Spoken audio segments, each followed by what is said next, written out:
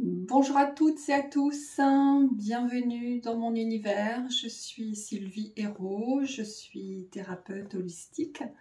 Je reviens vers vous en ce début d'été, en ce début de vacances.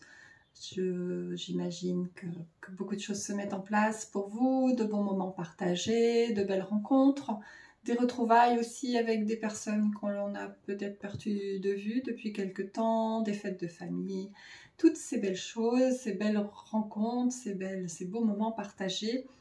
Et je voulais vous parler d'un sujet que l'on aborde régulièrement, qui est l'effet miroir. Alors, ça peut paraître assez flou comme ça pour qui ne sait pas trop de quoi on veut parler.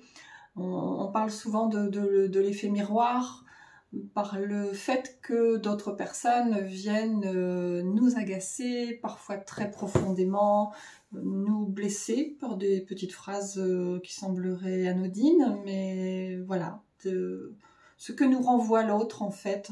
Et par simplicité, on va nous dire, voilà, tu es blessé ou tu es dérangé parce que l'autre te renvoie une version de toi-même qui ne te plaît pas. C'est un petit peu plus complexe que ça, c'est un petit peu plus subtil à mon sens. Alors voilà, moi je vous évoque comme toujours mon point de vue personnel, de par mes expériences, de par mes retours d'accompagnement, mes retours de soins. Donc tout ce que je dis n'engage que moi. Bien sûr, vous n'êtes pas obligé d'adhérer à tout cela.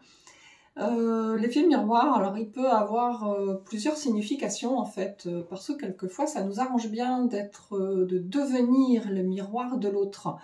Ça peut être quelque chose que l'on va faire volontairement, avec un but bien affiché, bien précis. C'est entrer dans un jeu d'imitation, un jeu de séduction pour pouvoir accéder à des choses que l'on obtiendrait peut-être plus difficilement si l'on était pleinement soi-même.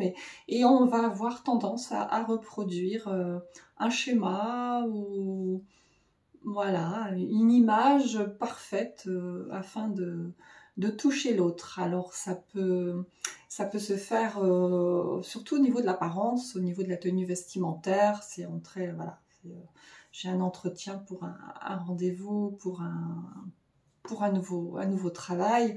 Je vais choisir l'image que doit renvoyer la personne fiable, responsable, sérieuse. Dans tout cadre, hein, ça se fait beaucoup par cette image-là. On peut essayer de ressembler à quelqu'un pour être apprécié par cette personne, mais souvent c'est une démarche qui est un petit peu, voilà, on est un petit peu dans la manipulation, dans la transformation pour arriver à nos fins. Comme dit l'adage, qui se ressemble s'assemble. Et du coup, voilà, alors c'est quelque chose qui peut être très momentané. Le problème, c'est quand tout ça, ça devient un petit peu plus... quand ça dure un peu plus longtemps, où on y perd un petit peu nos propres repères. Donc ça, c'est une des façons d'entrer dans ce jeu du miroir. La plupart du temps, ça se passe différemment.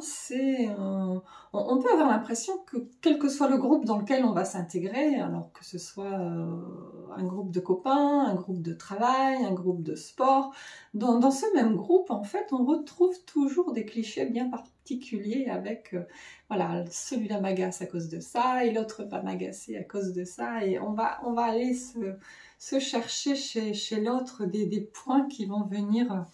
qui vont venir nous piquer, souvent sur des sujets dont on n'a pas conscience, où on a l'impression que c'est l'autre qui rentre pas dans le cadre en fait, on se remet pas en question. Et le problème, il arrive à ce moment-là, quand on est dans le jugement. Et c'est là où j'aime beaucoup hein, les adages et les petites phrases que l'on a pu entendre. Voilà, et c'est là où prend son sens. On voit le brin de paille dans l'œil de l'autre, mais on voit pas la poutre que l'on a dans le sien. Et ça, c'est un petit peu ma façon d'interpréter ce côté effet miroir. C'est waouh, mais l'autre me dérange à cause de ce point spécifique, ce trait de caractère, cette apparence, ce choix, cette décision, ce comportement. Et ça me gêne profondément. Mais en fait, la question est mais pourquoi? Pourquoi est-ce que cela me dérange au fond de moi? Qu'est-ce que ça vient réveiller comme blessure que l'on n'a pas su dépasser? Puisqu'en fait, le fait que l'autre vienne à nouveau nous piquer à cet endroit-là, c'est une merveilleuse occasion de comprendre comment nous fonctionnons au plus profond de nous-mêmes, donc de changer notre regard, au lieu d'avoir ce regard extérieur où l'on va aller critiquer, juger ou pointer du doigt quelqu'un, si on va retourner le regard vers soi, et là on va se demander, mais en fait, en quoi est-ce que cela me dérange? Alors, ça peut simplement nous déranger parce que notre éducation a fait que ce genre d'attitude est inadmissible. Et dans ce cas-là, ça vient nous éveiller sur le fait de mais comment est-ce que j'ai été formatée? Est-ce que ce formatage de l'enfance, cette éducation que j'ai reçue est toujours d'actualité? Est-ce que je suis vraiment figée dans ça, dans ce cadrage-là? Est-ce que je me suis laissée auto-censurer par l'éducation que j'ai reçue? Est-ce qu'aujourd'hui je ne suis pas suffisamment adulte pour me faire mon propre point de vue et décider si ce que l'autre fait ou renvoie comme apparence vient vraiment me déranger ou pas? Enfin, qu'est-ce qu'on a gardé et qu'est-ce que l'on a modifié, qu'est-ce qu'on s'est approprié dans tout ce qu'on a pu recevoir. Et découvrir l'autre, ça nous permet de voir nos défauts aussi. Tiens, l'autre vient de faire une action qui nous dérange ou de dire quelque chose qui nous dérange. Qu'est-ce que ça vient éveiller chez nous? Un souvenir d'un jour où on s'est comporté de la même façon, où on a été puni parce qu'on était enfant et que c'était inadmissible, ou parce que nous aussi, on a déjà essayé de passer outre de la belle image collective et où nous, on n'a pas réussi, alors que pour d'autres, ça passe très bien. Ou est-ce que... Voilà, il y a plein de situations de dire mais l'autre, en fait, son comportement me dérange, mais en fait, c'est pas parce qu'il est dérangeant, c'est parce que lui, il ose. Voilà, il ose dire ce qu'il pense, il ose exprimer ce dont il a envie, ce dont il a besoin, et nous, on n'ose pas. Alors ça, c'est peut-être ce qui revient le plus dans les soins ou dans les accompagnements que moi je propose. C'est alors un exemple, voilà, le premier exemple qui me vient, c'est, mais voilà, on était on était à une soirée chez des amis, on était en train de boire un verre ensemble, de partager un bon moment. La soirée s'est un peu éternisée, et puis à un moment, l'ami qui nous recevait nous a dit écoutez, moi je suis épuisée, je m'en vais me reposer. Et de quitter le groupe et de s'en aller, et de se dire mais ça se fait pas, voilà, on est invité, on est reçu chez elle, et à un moment de la soirée, elle nous laisse là en nous disant moi je suis fatiguée, je m'en vais me coucher.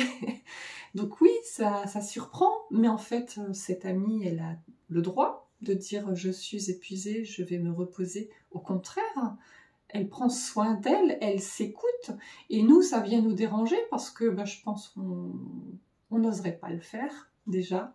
Voilà, nous on se dirait mais non, je n'ai pas le droit de laisser les autres, il faut que je montre, voilà, d'avoir cette image, revendiquer cette image de personne parfaite, hein, selon l'éducation qu'on a pu recevoir, et de se dire mais en fait, voilà, on est dans le jugement, on est dans la critique, alors que l'autre est dans son plein droit, et en fait, on l'envie un petit peu oser dire clairement ce qu'elle pense, ce qu'elle a envie de faire, et finalement, il n'y a pas de problème.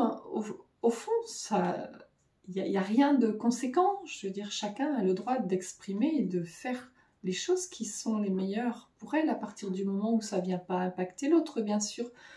Mais en l'occurrence, dans la majorité des situations, ça ne dérange personne. C'est un exemple, il y en a beaucoup. Une jeune fille qui va se teindre les cheveux en bleu va surprendre énormément de personnes, mais en fait, pourquoi? C'est joli, les cheveux bleus, enfin, voilà, et ça ne vient aucunement impacter qui elle est au fond d'elle-même. Si c'est une personne merveilleuse, gentille, quelle que soit la couleur de ses cheveux, elle restera la même personne. Et elle écoute son cœur, elle écoute son envie, et ça n'a d'impact que sur la personne qui juge.